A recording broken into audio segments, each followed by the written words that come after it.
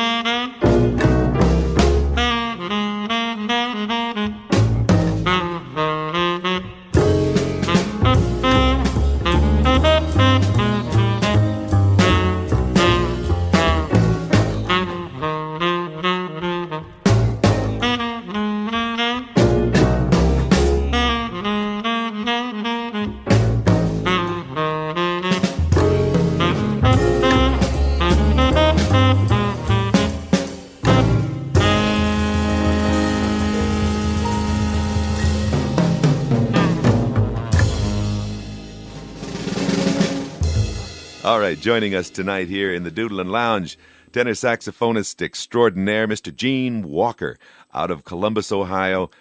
Gene, how are you, man? I'm doing very well, thank you. I know you had a little spell there. One time I talked with you not too long ago, and you were in the hospital room, but you made it out of there. Yeah. I've been in and out of the hospital since around Thanksgiving. But the other night I made my first gig back on the horn, and everything went well. Oh, that's wonderful. That is wonderful. That's therapy, too, isn't it? Oh, man, isn't it, though? Yeah. Well, listen. Yeah, time and patience as well. Time and patience. Yeah. Mm-hmm. Gene, for folks who are listening to you talk for the first time and listening to your music for the first time, let's catch them up. Were you born and raised in Columbus? Yes, I was. Yeah. And I lived in the New York area for 15 years. But my hometown is Columbus, Ohio. And talk about your early musical education, man. Are you a product of the public schools, or did you have private lessons, or what was that all about when you were a kid? No, I went to public school, and I started playing in what they call middle school now. They call it junior high school when I was going. And actually, the story goes that we had a theater in town where they'd bring out-of-town acts, and all of us kids would gather at the side door and pound on the door, and the guard would let us in. He'd open the door, and we'd all run in. And so so dark in there, we'd all see the show. So one time they had a guy there named Jackie Brinston, and he had a hit record called Rocket 88.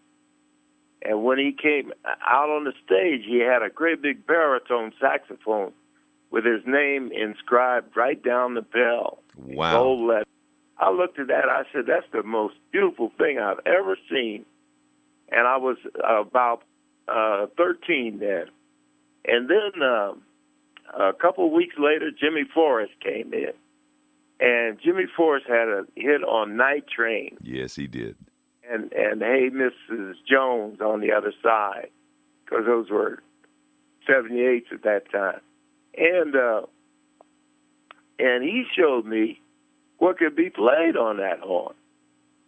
And then a few months later, I went down, my uncle took me down to town to one of our only venue that we had at that time, and, for out-of-town acts. And in came the Duke Ellington Orchestra and Illinois Jockey. Oh, yeah. And we call him Jacket. And they came in, and the Ellington crew, they played the first half of the show. Then they closed the curtains. They said, intermission, be back in 15 minutes. So we're back in our seats in 15 minutes. They opened up the curtains, and much to my surprise, the Ellington Orchestra is still there. And they start to play. But then they announce Illinois Jacket. And he comes down the aisle from behind us. Now, I had an aisle seat. And he came down playing his horn. And when he got to me, he just turned to me and played a long time. No kid. He was playing all kinds of stuff on that horn. And just staring at me, and I'm just there listening to him. Then he walked onto the stage and played the rest of the show. Wow. So I went to school the next Monday, and I told Mrs. McGill, who was our director, I told her, listen, Mrs. McGill, I have to play the saxophone. I didn't tell her I want to play the saxophone. I told her I have to. I love it.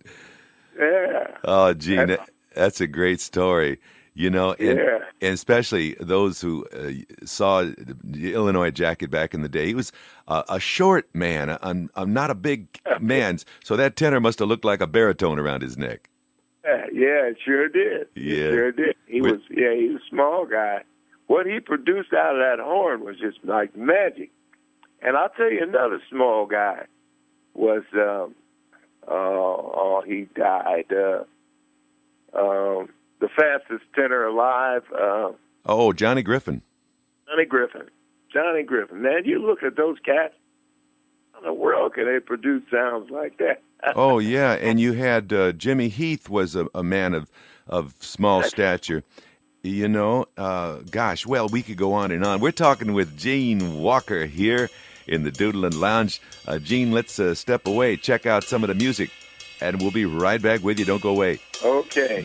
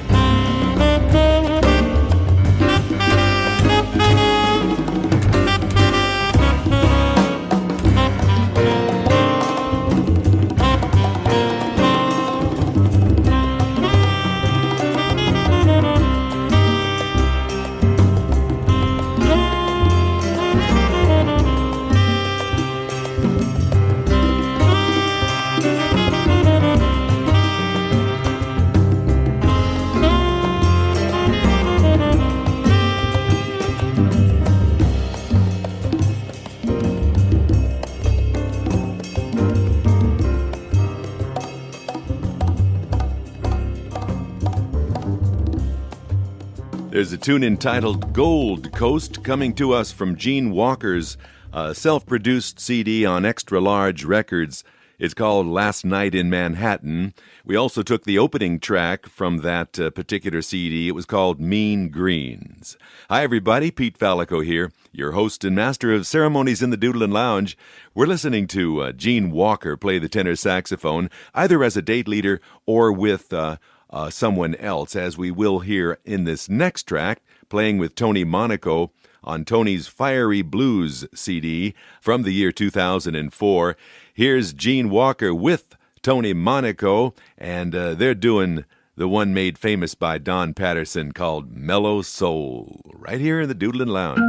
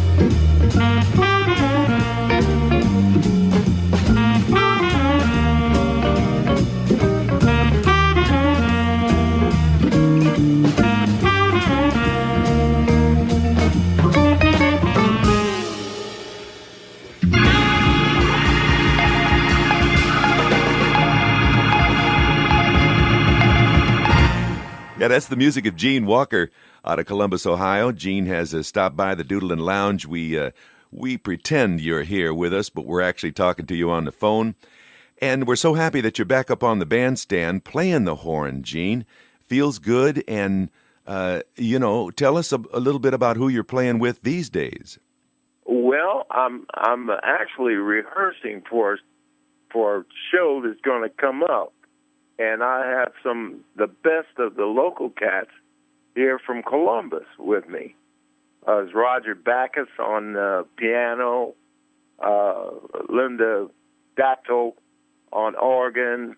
I have Lee Savory on trumpet, and a guy named Elliot Smooth on drums. I like that. Yeah, and then there's a young trombone player named Michael Goki, and he's murdered too. And the baritone player that's going to play with us is coming in from Missouri, and her name is Denise Bowmaker. Wow! And she can really play that baritone. Oh, so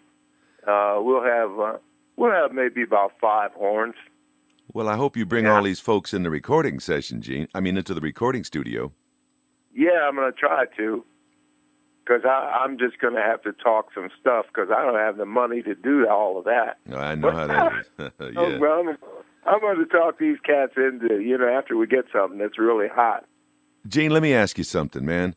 A lot of folks, they stay right put in their city. We knew Gene Ludwig stayed in Pittsburgh. Of course, your buddy Hank Marr, he stayed in Columbus. Do you think it's important in this day and age that a young player makes the migration to New York? No, because there isn't that much happening in New York. I just talked to New York the other day. I talked to Duke Wade, who is one of our producers in New York. He's always managed to book us somewhere. And he's just complaining just crazily. And if the musicians keep going and playing for the door, it gets worse and worse. That's right. I don't believe in that. I believe that you've got to have some kind of guarantee. That's right, Gene. Yeah. And if the musicians keep doing that, they're just driving us out of the business. Yeah. Just because they want to play somewhere. I don't feel it, though. I don't feel good with that. You're telling the truth. It did, because I've always been fighting to have live music in these places for years. As far back as I can remember that I was a professional, I was always fighting with club owners to keep something live in their clubs. Yeah. Tell us about Columbus, Ohio. You guys used to have the clubs going on in there. Yeah, well, we're in the process now of trying to rebuild all of this and all that atmosphere. We got a mayor here, Michael Coleman. He's our first black mayor, and he is going through the neighborhoods and building things. He's refurbished the Lincoln Theater. That's the same theater where I started off in. And he has just made a wonderful place out of it. And he's changing the whole east around so that it goes back to having cabarets and things. Yeah. So he's busy with it. That's beautiful. We're talking with Gene Walker here in the Doodlin Lounge. Gene, I am so grateful for this little conversation that we're sharing with the world. We're going to share some music right now and be right back with you. Don't go away, my man. Okay.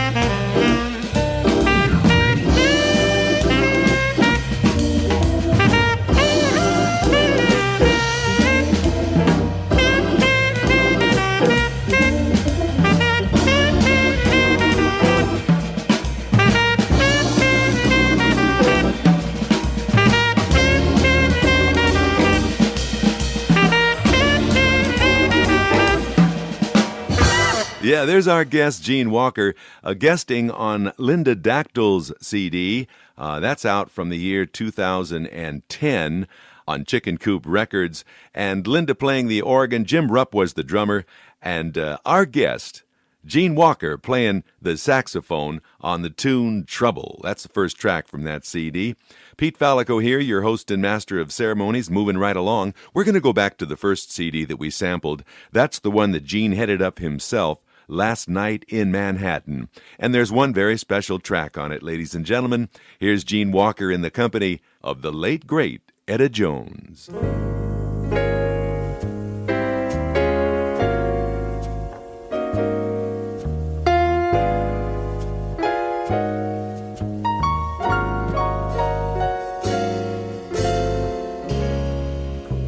If you are but a dream, I hope I never waken. It's more than I could bear to find that I'm forsaken.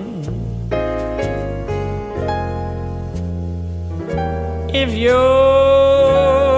a fantasy,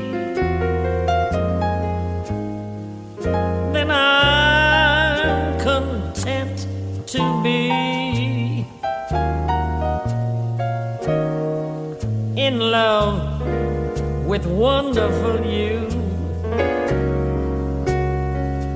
and pray my dreams come true.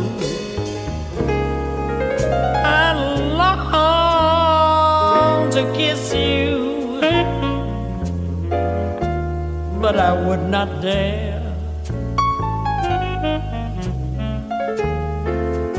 I'm so afraid that you might vanish in the air.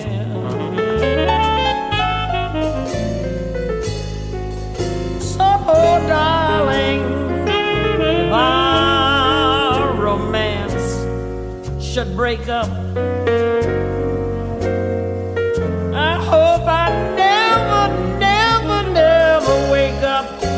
If you are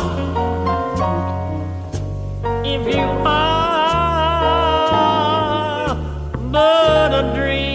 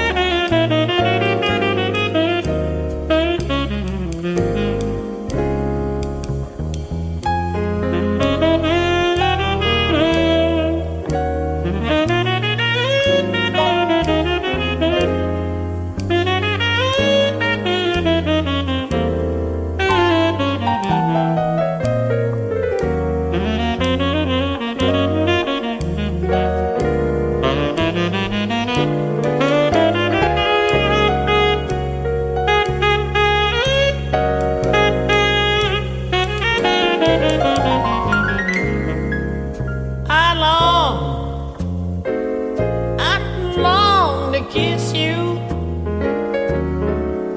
but I would not dare. I'm so afraid that you might vanish in the air. So darling, if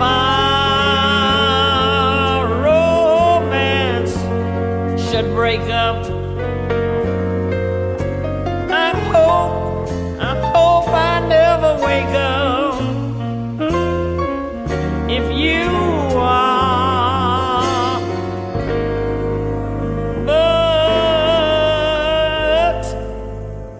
but a dream.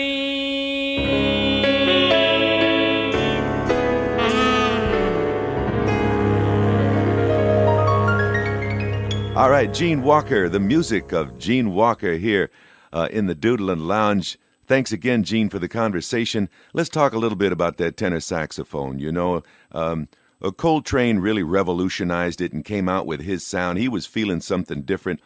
Did you feel at the time you needed to jump on that train, or were you still holding on to where you were coming from, you know? Well, I never wanted to jump on that train because I had come up under cats like Moody and Hammonds and Stitt and Sonny Rollins. Yeah. And people like that. So, I didn't get, I was moved by Train, but I wasn't that moved because I'd heard all those other cats play. Yeah. Johnny Griffin. Wow. Hank Mobley. Yeah. All those, they really played. And so, not that Train didn't play. Train played.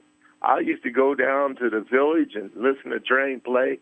I'd just go there and I'd fall asleep on the solo, and I'd wake up, he's still playing the same solo. he was great. He and I became buddies, I didn't know that. Yeah, he and I went out to catch the opening at Basie. Count Basie played at Birdland, and he and I met at the club, and we went on downstairs and sat in the bleachers together. And he was complaining about his side then. He said he'd blown so much the other night that his side hurted. Mm-hmm. Well, that's what took him out of here, Yeah. Yeah, it was unfortunate, too. But he was such a nice person, though. Wow, that's He wonderful. was like Kenny Dorham. Kenny Dorham, when I first went to New York, he befriended me and showed me around. And he didn't have to. He was a great Kenny Dorham, but he was just a beautiful cat. Gene Walker, you need to write a book, my man. Yeah, I'm busy writing a book. Oh, good. Yeah, I'm busy writing a book. There's a guy named John Frame who came to me with the idea, and so he and I have been writing this book together. And I have a lot of editing to do of some of the stuff that he's written, but I'm busy doing. So one day we'll have a book. That's going to be a valuable book. Listen, Gene, we won't keep you too much longer because, of course, we want to fit in a little bit more music. But what do you have to say briefly? Because there's a slew of young cats out there playing the tenor right now. We could name them. There's a whole group of young cats. Some of them sound like they're playing out of a drill book. Others are really, really reaching and trying to get their own voice. What would you say to them as a seasoned player, man?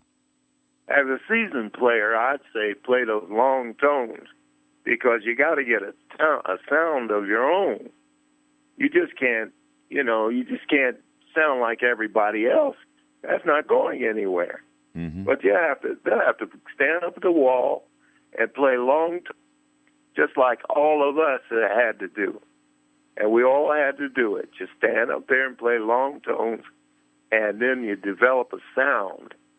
And after you get that sound going, then it doesn't matter what you play. Stanley Turrentine could play two notes, and I could recognize him. Ain't that the truth? Dean Hammonds, two notes. Yeah, Sonny Stitt. Sonny Stitt, yeah. But that came from playing long tones into the wall. And because you go to North Texas University or some of those high-flying jazz schools, it doesn't mean a thing unless you play those long tones. Wow, this I is sound like a preacher. Don't I? Well, that's what I want. That's what I wanted you to do, man. I wanted you to tell the truth. This is invaluable information, and I respect you as a man, as a musician, as a valuable asset to this musical world, Gene Walker. And I want to thank you so much for spending some time with us, man. I want to thank you, Pete, for having me, and good luck to you and all of your listeners out there. I wish we had a station like yours here in Columbus, but we don't.